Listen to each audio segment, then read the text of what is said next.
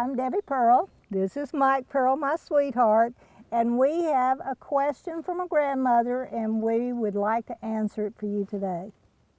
It says, as a grandmother, I feel you will understand my concern that my oldest grandson, who is now 7 years old, is foolish and silly. His parents are both sober and loving.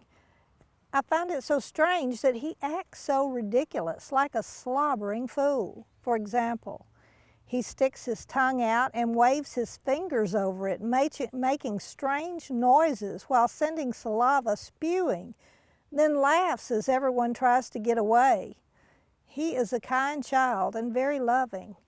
Although he is lazy and already overweight, my gentle-hearted and very steady son, the father to my grandchild, saw my repulsion at his boy's slobbering behavior and just smiled and tried to reassure me by saying, he'll grow up in time. I can honestly say out of my 7 children, none ever acted with such a lack of dignity, not at 2 years old and certainly not at 7. I only hope he will not influence the rest of the grandchildren coming on. What's a grandmother to do? Well, sometimes grandmothers can't do much because they don't have enough time to put in, but it is something to be concerned about. Yeah. I can see how embarrassing it would be for the grandmother, and I think it should be embarrassing for the parents.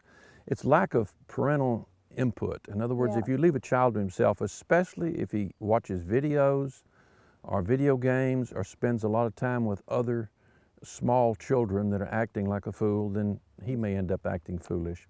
So being with his daddy, being with mature people, being with adults, being engaged in serious conversation, all that's going to help him have a different image of himself. Probably he does that in order to get attention.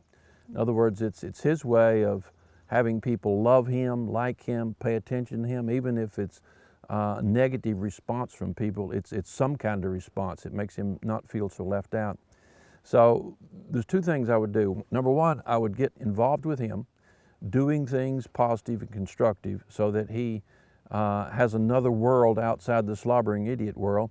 And then the second thing I would do is when he does act like that, be negative about it. In other words, look at him like, I can't believe you're doing that, you know? Yeah, I think I would say to him, you know, your daddy was my little boy, and your daddy's such a fine man, and your daddy never did that when he was growing up. He was far too wise to do a thing like that.